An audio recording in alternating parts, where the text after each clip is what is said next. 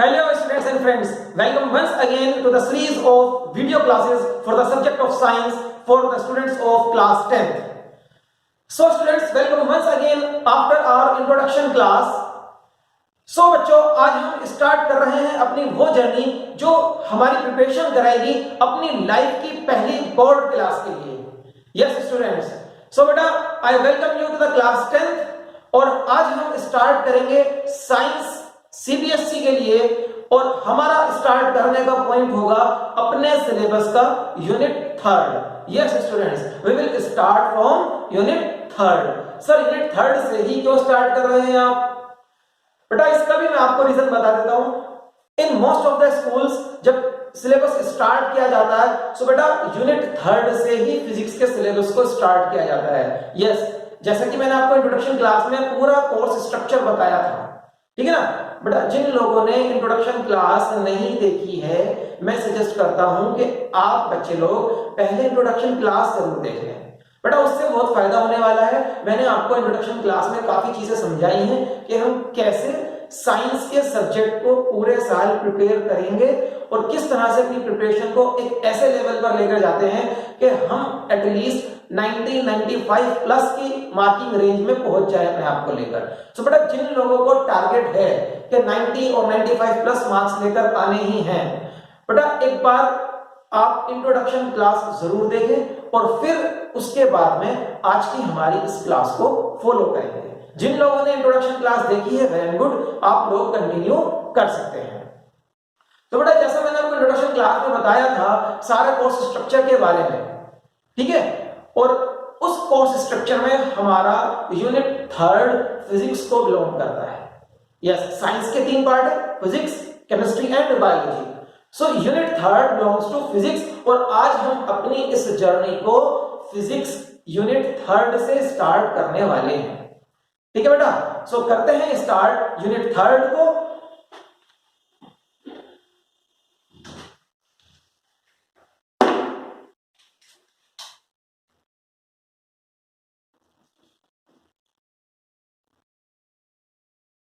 Unit 3rd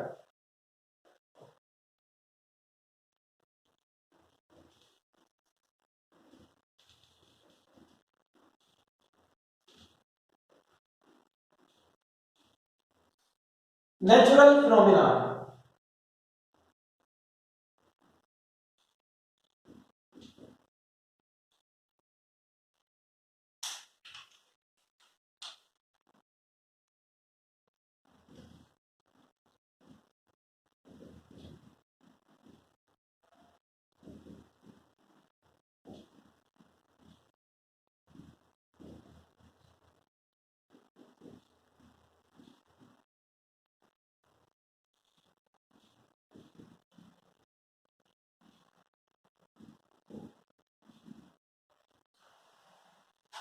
so students, unit 3rd में हमें क्या पढ़ना है फिजिक्स में? ये तो हमको मालूम है कि unit 3rd belongs to physics. बेटा यूनिट 3rd में हमें natural phenomena, unit 3rd as the name given in our syllabus prescribed by CBSE is natural phenomena, ठीक है।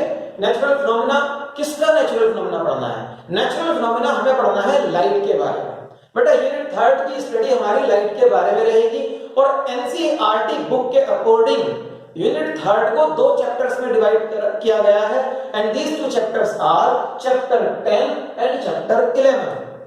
Chapter 10 the name is light, reflection and refraction and chapter 11 is human eye and the colorful world। तो बेटा आज हम start करेंगे chapter 10 light reflection and refraction के साथ, ठीक है। चैप्टर 10 बेटा जब भी आप अपनी स्टडीज स्टार्ट करते हैं सो आपको पता होना चाहिए कि आप अपने सिलेबस में किस जगह पर हैं, कौन से चैप्टर कौन से यूनिट को आप अभी फॉलो कर रहे हैं। ये सब चीजें हमें अपने सिलेबस को समझकर याद करने में बड़ा हेल्पफुल होती हैं और इन सब चीजों को अगर आप कंसीडर नहीं करते तो पूरे साल कंफ्यूज रहते हैं। कंफ्यूजन कैसी होती है? कंफ्यूजन बहुत सारे बच्चों को हमेशा ये रहती है कि सर कौन सी चीज कहां पढ़ी थी ये तो हमें पता ही नहीं है। तो बेटा इन सब चीजों को अगर अवॉइड करना है तो आपको हमेशा ये पता रहना चाहिए कि आपकी आज की क्लास आपके सिलेबस में किस जगह पर है, किस जगह पर उसको मेंशन किया गया है, किस पॉइंट पर मेंशन किया गया है। सो बेटा what we are doing today is physics unit 3 and chapter 10। The name of the unit is natural phenomena. So natural phenomena क्या होते हैं? नेचुरल फिनोमेना बेटा फिजिक्स में हम लोग नेचुरल फिनोमेना ही पढ़ते हैं। What we do in physics, physics क्या है? Physics is the study of natural phenomena only. Now what are natural phenomena? Natural phenomena होते क्या हैं? बेटा फिनोमेना का मतलब होता है कोई भी एक इंसिडेंट जो हो रहा हो, और नेचुरल फिनोमेना मींस ऐसे इंसिडेंट जो बाय नेचर होते हैं। बाय नेचर मींस जो खुद होते रहते हैं, नेचर में जो खुद ही होते रहते हैं। फॉर एग्जाम्पल जैसे कि आपने लास्ट ईयर क्लास 9th में भी कुछ नेचुरल फिनोमेना स्टडी किए थे फिजिक्स में, साइंस में। यस, जैसे कि ग्रेविटेशन वाला चैप्टर, अगर आपको याद है ग्रेविटेशन के चैप्टर में हम लोग क्या पढ़ते हैं? ग्रेविटेशन के चैप्टर में हम पढ़ते हैं अर्थ मतलब planets they are revolving around the sun. Planets are revolving around the sun, it is a natural phenomena. आपसे पूछ के थोड़ी रिवॉल्व कर रहा है, या जब आप चाहेंगे रुक जाओ तो क्या रुक जाएगा वो? No, it is a natural phenomena. Moon revolving around the earth, again a natural phenomena. Sunrise sunset सब ये नेचुरल फिनोमेना हो जाते हैं उसके अकॉर्डिंग, ठीक है। Rotation of the earth is natural phenomena. Okay, किसी ऑब्जेक्ट को आप अगर अपने हैंड में पकड़े हुए हैं और अभी उसको छोड़ दें, आप उसको रिलीज कर दें, so it will fall towards the centre of the earth, again a natural phenomena, ठीक है ना। सो इस तरह के नेचुरल फिनोमेना हम लोग कहां स्टडी करते हैं? बेटा फिजिक्स में स्टडी करते हैं। Physics is the study of natural phenomena, ठीक है। ऐसा ही एक natural phenomena related to light है, जो आपको अब क्लास 10th में स्टडी करना है, ठीक।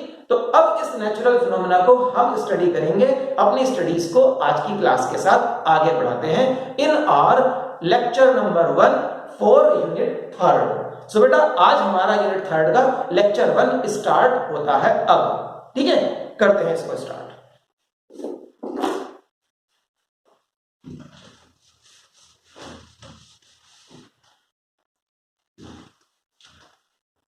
So we are going to start with chapter 10, light. Light, reflection and refraction.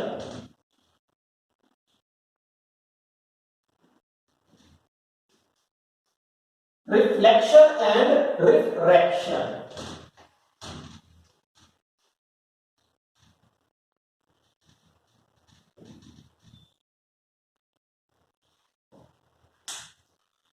So the name of the chapter is chapter 10, light, reflection and refraction. जैसा कि नाम खुद आपको बता रहा है, इस चैप्टर में आपको लाइट के बारे में दो मेन फिनोमेना पढ़ने हैं, रिफ्लेक्शन एंड रिफ्रैक्शन। कुछ बच्चों को याद आ रहा होगा कि 9th क्लास में हमने रिफ्लेक्शन पढ़ लिया है। कुछ बच्चों को याद आ रहा होगा कि सर ये चीज तो 9th क्लास में पढ़कर आए हैं। हाँ बेटा पढ़ी है, लेकिन अभी रिफ्लेक्शन को आगे कंटिन्यू कर रहे हैं, एक दूसरे लेवल पर लेके जा रहे हैं, ठीक है। वो बाकी की चीजें जो 9th क्लास में छूट गई थी वो आज आप 10th क्लास में यहां से उनको स्टार्ट करने वाले हैं, ठीक। तो बेटा फर्स्ट ऑफ ऑल हमको समझना होगा लाइट क्या है, व्हाट इज लाइट। पहले चैप्टर का नाम जो है उसका मीनिंग तो समझना क्या होता है, what is light. So students अगर आपको लाइट को समझना है, एक सिंपल सी एक्टिविटी आप कर सकते हैं।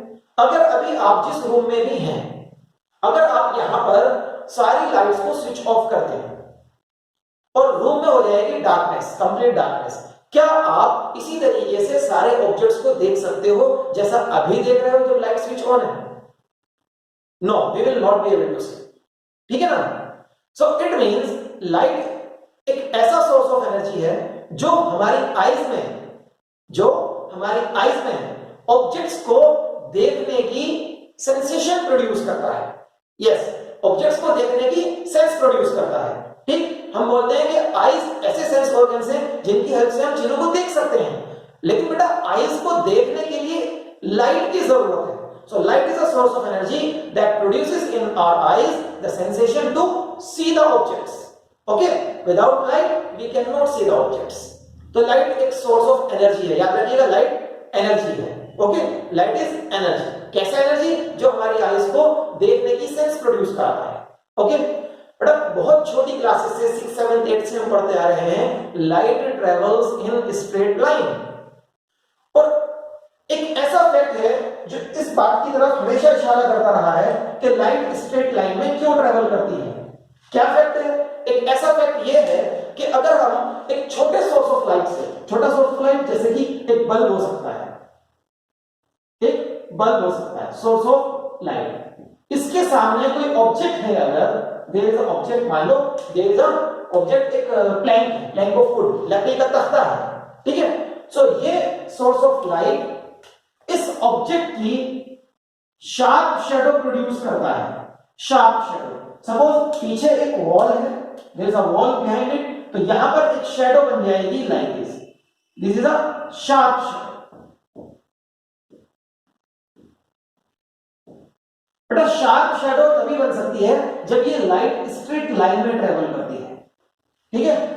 सो ये फैक्ट कि एक सोर्स ऑफ लाइट जो कि स्मॉल सोर्स ऑफ लाइट होता है वो ओपेक ऑब्जेक्ट से, कैसा ऑब्जेक्ट? ओपेक ऑब्जेक्ट होगा बेटा, this is opaque object. Now object are of two types, opaque and transparent. Opaque objects जैसा मेरे हाथ में एक मार्कर है, जो ऑब्जेक्ट्स लाइट के पाथ में अगर आ जाएं तो लाइट के पाथ को रोक देते हैं और पीछे उनकी शैडो बन जाती है, ठीक है, वो ओपेक ऑब्जेक्ट्स होते हैं। ट्रांसपेरेंट ऑब्जेक्ट्स भी होते हैं। Transparent objects, suppose this is a transparent object,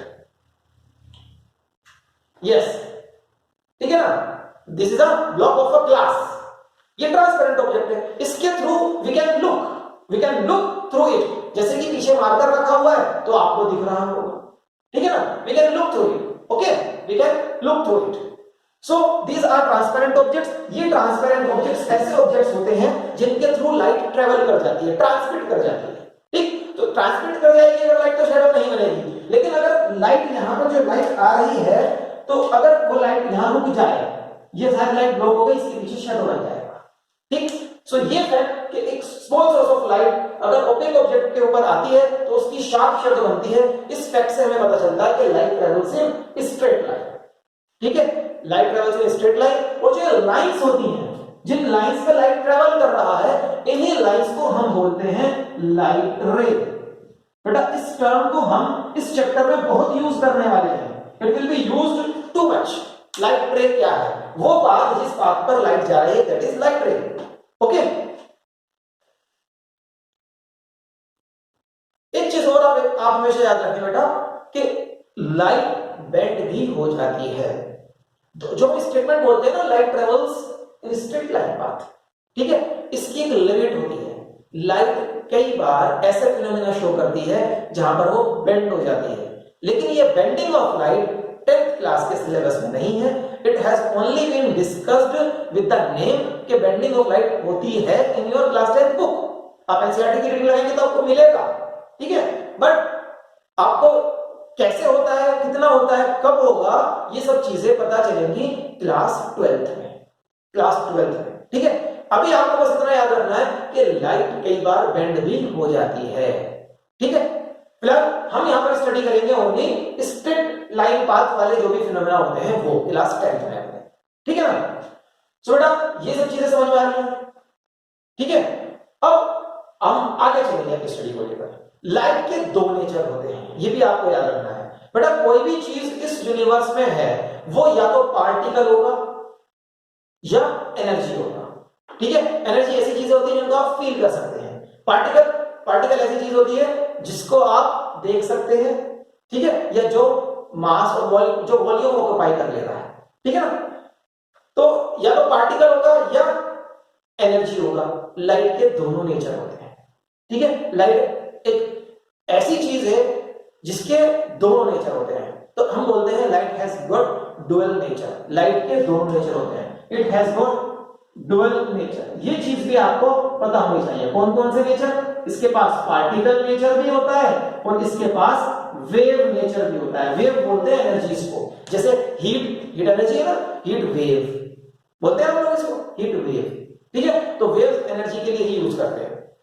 तो light has got two natures, तो हम बोलेंगे it has got dual nature, particle nature as well as wave nature. ये भी आपको याद रखना है बेटा। अब हम स्टार्ट करते हैं रिफ्लेक्शन, हमारा मेन टॉपिक क्लास 10th का, रिफ्लेक्शन।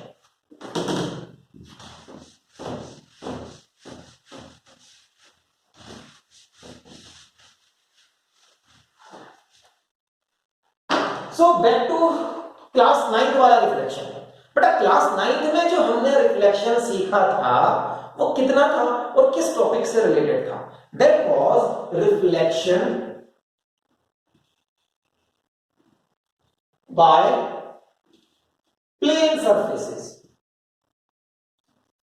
प्लेन सरफेसेस ये था आपका 9th क्लास वाला पार्ट। इसको हम लोग रिवाइज करने वाले हैं, ठीक है, क्योंकि वो आपका बेसिक्स है रिफ्लेक्शन के बारे में। अगर बेसिक्स याद नहीं रहेंगे तो क्लास 10th वीक रह जाएगी, ठीक है। तो उसको विद इन 5 मिनट्स आप रिवाइज कर दें और फिर क्लास 10th में जो रिफ्लेक्शन पढ़ना है उसकी और जल्दी से आगे हम बढ़ेंगे, ठीक है।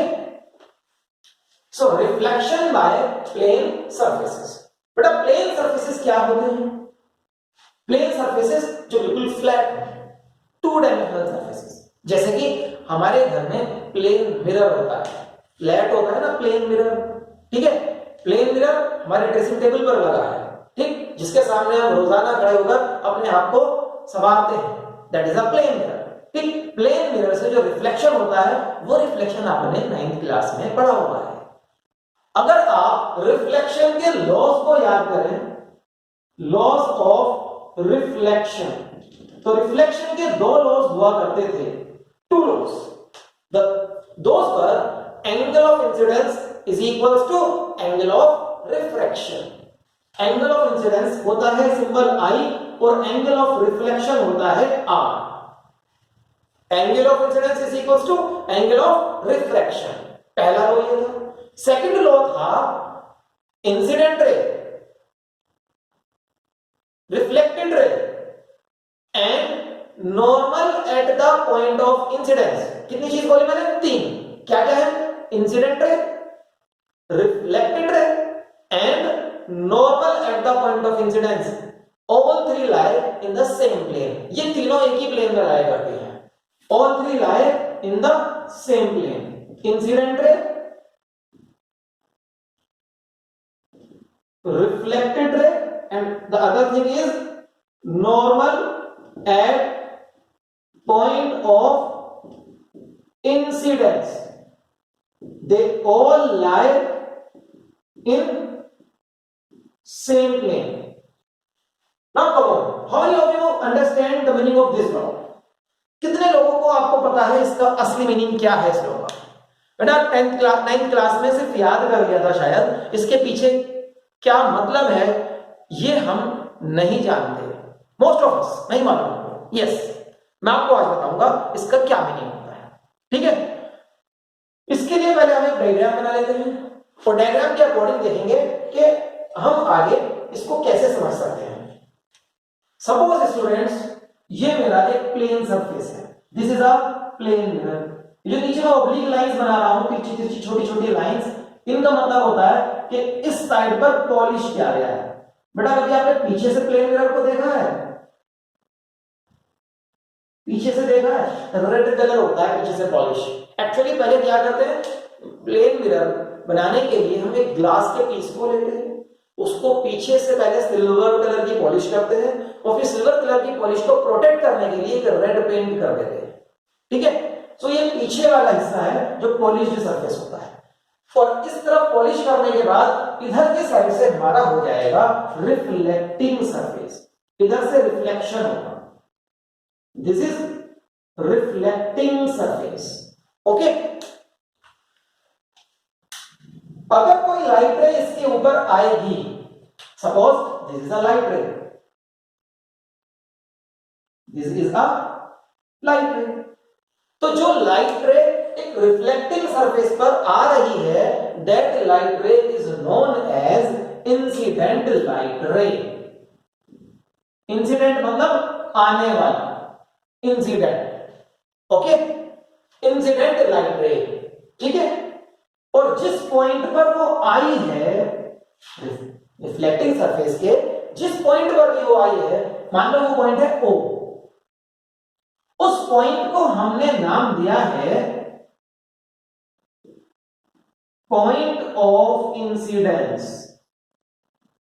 ठीक है। पॉइंट ऑफ इंसिडेंस मतलब इंसिडेंट लाइट के आने वाला पॉइंट, पॉइंट ऑफ इंसिडेंस, ठीक है। यहां लिखा है, देखो देयर पॉइंट ऑफ इंसिडेंस, ये लिखा है ना पॉइंट ऑफ इंसिडेंस। अब हम देखेंगे नॉर्मल क्या होता है। बेटा वर्ड नॉर्मल फिजिक्स में जहां भी यूज होता है, नॉर्मली नॉर्मल का मतलब परपेंडिकुलर होता है, ठीक है। मींस अगर आप नॉर्मल बोल रहे हैं, आप इसका मतलब परपेंडिकुलर बोल रहे हैं, perpendicular eight the point of incidence. यहां पर एक परपेंडिकुलर ड्रॉ कर लो, किसका परपेंडिकुलर? रिफ्लेक्टिंग सरफेस का, इस शीशे का, इस मिरर का परपेंडिकुलर ड्रॉ कर लो।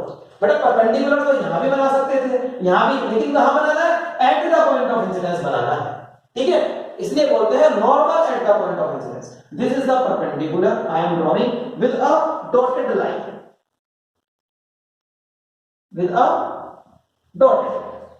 ओके, ये मेरा हो गया normal at the point of incidence. इसको मैं नाम दूंगा N dash. This is normal at point of incidence. Incident ray and normal के बीच में एक एंगल आपको दिख रहा होगा, this angle is known as angle of incidence I. ये रहा I, angle of incidence. Angle of incidence क्या होता है? आई होता है स्टूडेंट्स, यस आई। बेटा ये टर्मिनोलॉजी बहुत सारे स्टूडेंट्स को नहीं याद रहती, बेटा याद कर लीजिए, ठीक है। अभी एक तरीके से आज की क्लास इंट्रोडक्शन क्लास ही है इस चैप्टर के लिए, ठीक। और हम आगे अभी पढ़ेंगे और 10th क्लास का पोर्शन स्टार्ट करने वाले हैं, लेकिन उससे पहले ये जानना हमारे लिए बहुत जरूरी है, क्योंकि बहुत सारे स्टूडेंट्स इन चीजों को पढ़कर भूल जाते हैं। सो बेसिक्स स्ट्रांग होने चाहिए, ठीक है ना। और आप अगर मेरे साथ पढ़ रहे हैं तो बेसिक्स तो बेटा स्ट्रांग आपके होने ही हैं। अब बेटा ये लाइट रे आई पॉइंट ऑफ इंसिडेंस पर आकर गिरी, जैसे ही ये सरफेस पर आकर गिरेगी, ये टकराकर यहां से बाउंस हो जाएगी like this. It is very similar to the bounce of a ball. Yes, it is very similar to the bounce of a ball. Suppose एक बॉल है मेरे पास, this is a ball in my hand. अगर मैं इस ball को ऐसे bounce कराऊंगा इस सरफेस पर, ये बाउंस करके ऐसे निकल जाएगी ना लाइक दिस, ठीक है। अगर मैं इसको बाउंस कराऊंगा तो बाउंस करके ऐसे निकल जाएगी। सो जिस पाथ पर ये जा रही है that is the incident path, फिर बाउंस करके चली जाएगी, that is the reflected path, वो रिफ्लेक्टेड पाथ है, ठीक है। तो अगर मैं इसको ऐसे भेजूंगा तो इट विल बाउंस, ओके। सो इसी तरीके से लाइट भी बाउंस हो जाती है इनटू द सेम मीडियम। देखो बेटा इस सरफेस के ऊपर अलग मीडियम है, सपोज अभी एयर है, लेकिन इस सरफेस के नीचे क्या है? वो गिलास कांच का शीशा, और नीचे दूसरा मीडियम है, ठीक है ना। सो लाइट रे बाउंस करके वापस उसी मीडियम में आ जाए, इसी को बोलते हैं reflection. This is known as reflection. This phenomena is known as reflection. Natural phenomena पढ़ा है ना लाइट का, तो लाइट का एक नेचुरल फिनोमेना रिफ्लेक्शन होता है, ठीक है। हमारे यूनिट 3 का जो थीम सेट किया है हमारे सीबीएसई बोर्ड ने, वो नेचुरल फिनोमेना है लाइट के बारे में। तो नेचुरल फिनोमेना लाइट का रिफ्लेक्शन ये होता है, ठीक है। The bouncing back of the light when it hits a reflecting surface into the same medium is known as reflection of light, ठीक। अब रिफ्लेक्शन के रूल्स के अकॉर्डिंग ये जो रिफ्लेक्टेड रे है, जाने वाली रे, दिस रिफ्लेक्टेड रे, जो जाने वाली रे होती है उसको बोलते हैं रिफ्लेक्टेड रे। इसका एंगल ये नॉर्मल से कहलाएगा angle of reflection. This angle is angle of reflection R. Rule के according this R is equal to I, पहला रूल। ये आई और ये आर दोनों इक्वल होंगे, ओके।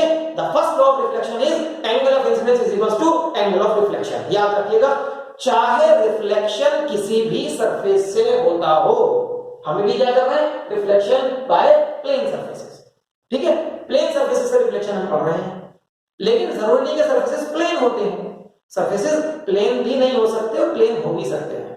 जो प्लेन नहीं होते वो हमारा 10th क्लास का मेन पार्ट है, अभी स्टार्ट होने वाला है, ठीक है। सो I equals to R, the first law of reflection. Now what about the second law? Second law बोलता है इंसिडेंट रे, चेक करो कहां है इंसिडेंट रे, ये रहा incident ray.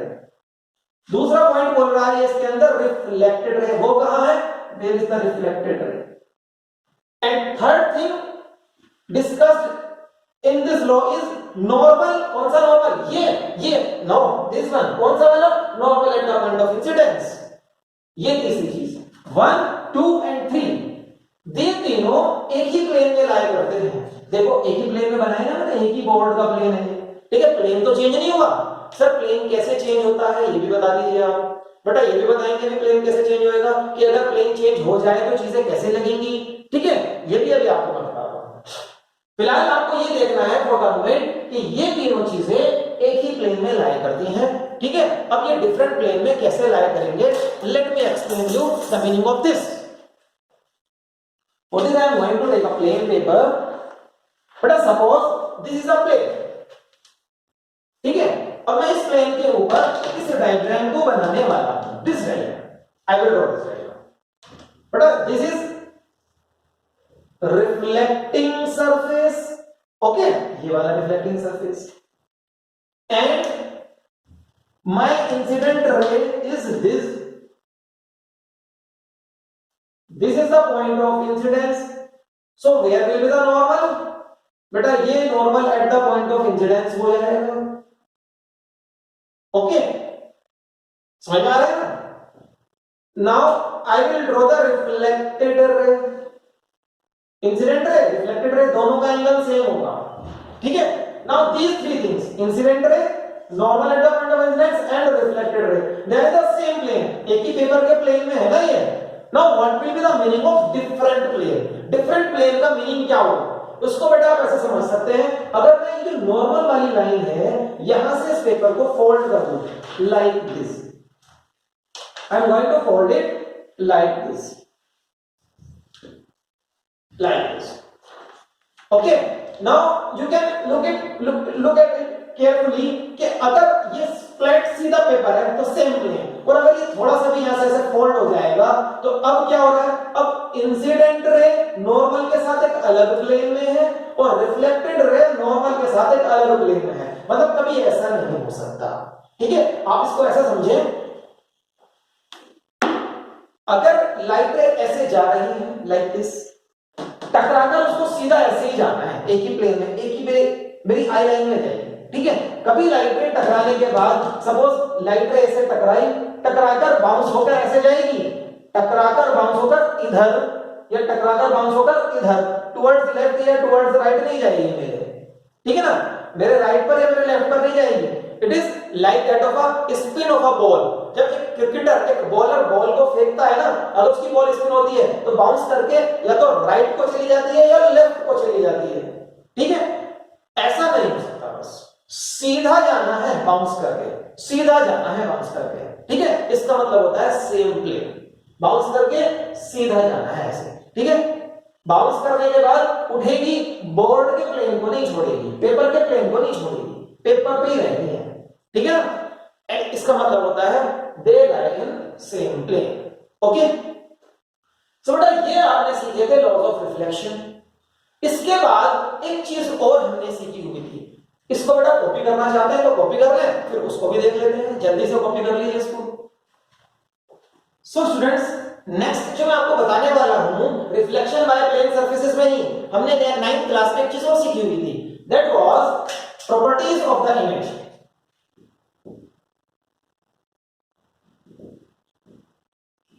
Properties of the image formed by plane surfaces. बेटा जो plane surfaces होते हैं उनसे जो इमेजेस बनती हैं, जब हम शीशे के सामने खड़े होते हैं ना, प्लेन मिरर के सामने हमारी इमेज बनती है उसके अंदर, ठीक है। ऐसे ही अगर आप किसी भी प्लेन सरफेस के सामने जो शाइनी सरफेस होगा, जरूरी नहीं कि वो प्लेन मिरर ही हो, कोई भी शाइनी सरफेस हो, एक स्टील का शाइनिंग सरफेस, प्लेन सरफेस भी प्लेन मिरर की तरह काम करता है, ठीक है। तो आप किसी भी एक ऐसे प्लेन मिरर के सामने या प्लेन शाइनिंग सरफेस के सामने खड़े हो जाएं तो आपकी इमेज बनती है। उस इमेज की क्या प्रॉपर्टीज होती हैं, ये हमने 9th क्लास में डिटेल के साथ पढ़ी थी। बेटा 5 प्रॉपर्टीज होती हैं और वो 5 प्रॉपर्टीज आपको याद होनी चाहिए, ठीक है, उसके लिए एक डायग्राम भी था। डायग्राम क्या था उसको हम चेक कर लेते हैं। सपोज ये मेरा प्लेन मिरर है, this line is a plane mirror, okay. और प्लेन मिरर की पीछे पॉलिश वाला सरफेस है, तो इधर होगा रिफ्लेक्टिंग सरफेस, और हमें किधर खड़े होना है, उसके रिफ्लेक्टिंग सरफेस की साइड, तभी तो हमारी इमेज बनेगी। ठीक, तो सपोज यहां पर कोई ऑब्जेक्ट है, ये एरो शो करता है हेड ऑफ द ऑब्जेक्ट, ठीक है। और मैं यहां पर इस तरह से भी एक एरो बना देता हूं। इस एरो का मतलब क्या है, इस एरो का मतलब है कि ऑब्जेक्ट का ये वन हैंड साइड है और ये दूसरा हैंड साइड है, ठीक है। अगर मैं ऐसे खड़ा हो जाऊं, this is my left hand side, so this is the left hand of the object, and this is my right hand side, so this is the right side of the object. ठीक, ये object एक plane mirror के सामने रखा हुआ है, ठीक है। The distance of the object from the plane mirror is known as object distance. बेटा ये टर्म्स, इसको बोलते हैं टर्मिनोलॉजी, ये आपको याद रखना है, ठीक है। तो what is object distance? Object distance is distance of the object from the mirror and it is given by the symbol u। इसको हम सिंबल u से शो करते हैं, ठीक है ना। जब इसकी इमेज बनेगी, इमेज कैसी बनती है, यहां पर कहीं इमेज बन जाएगी, सपोज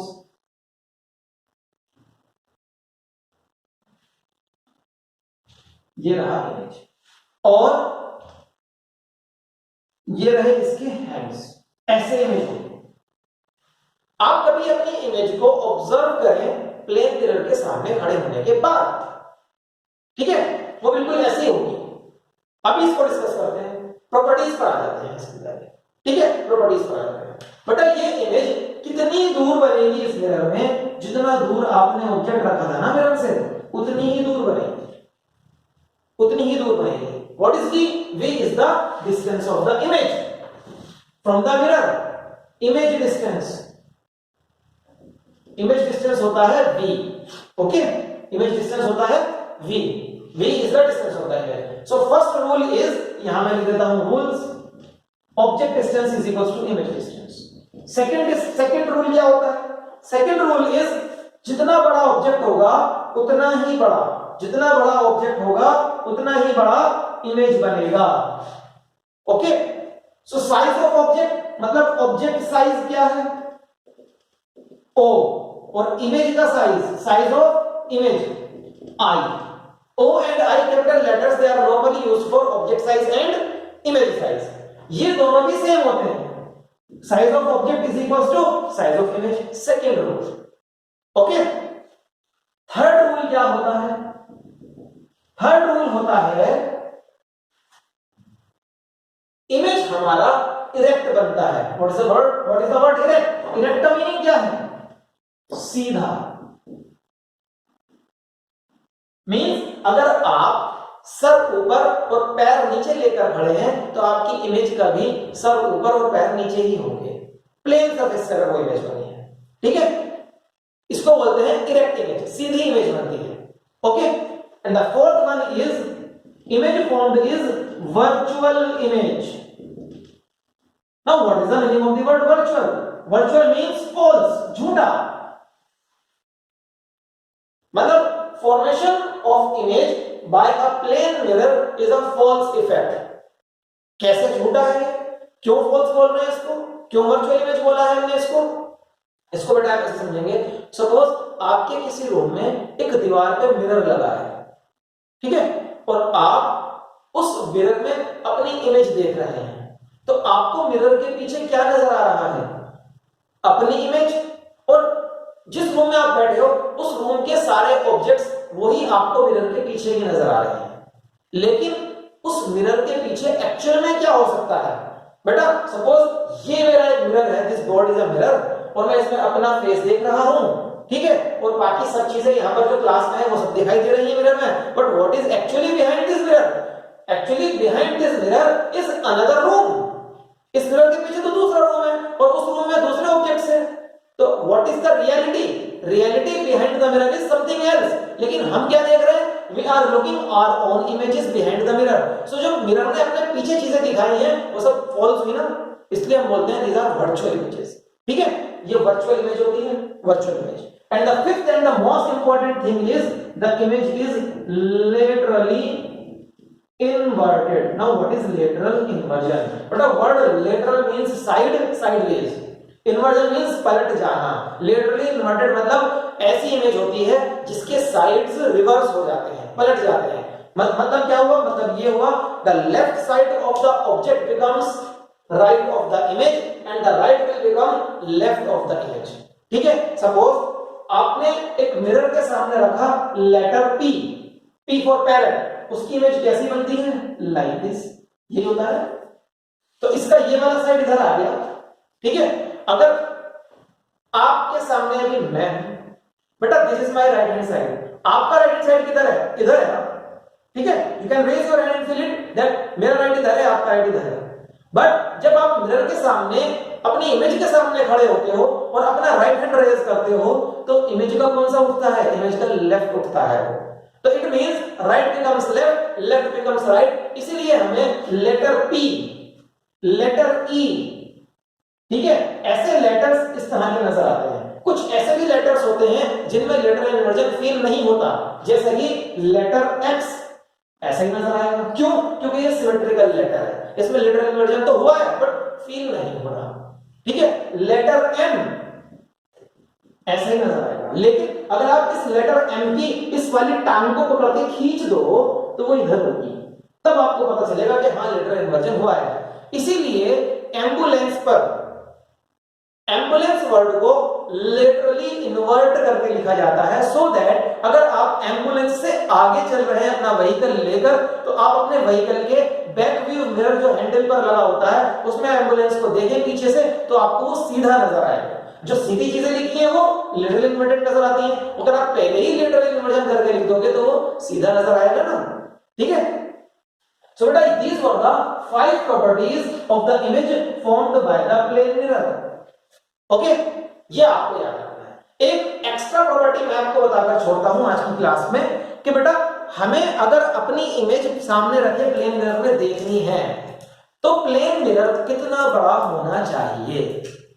प्लेन मिरर कितना बड़ा होना चाहिए कि आपको अपनी पूरी इमेज नजर आ जाए, मतलब फ्रॉम हेड टू टो, सिर से पैर तक पूरी इमेज नजर आने के लिए प्लेन मिरर को कम से कम कितना बड़ा होना चाहिए?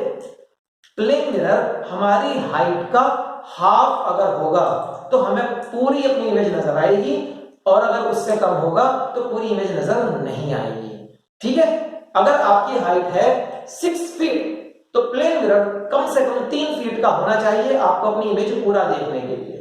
ओके, सो बेटा विद दिस हम आज की इस क्लास को यहीं रोकते हैं। ठीक है, और कल से हम मतलब अपने नेक्स्ट लेक्चर से जो स्टार्ट करेंगे that will be the reflection by curved surfaces, means ऐसे सरफेसेस जो फ्लैट नहीं होते। ठीक है, अभी तो आपने फ्लैट सरफेस से रिफ्लेक्शन सीखा था, अब सरफेस हो जाएगा लाइक दिस कर्व्ड।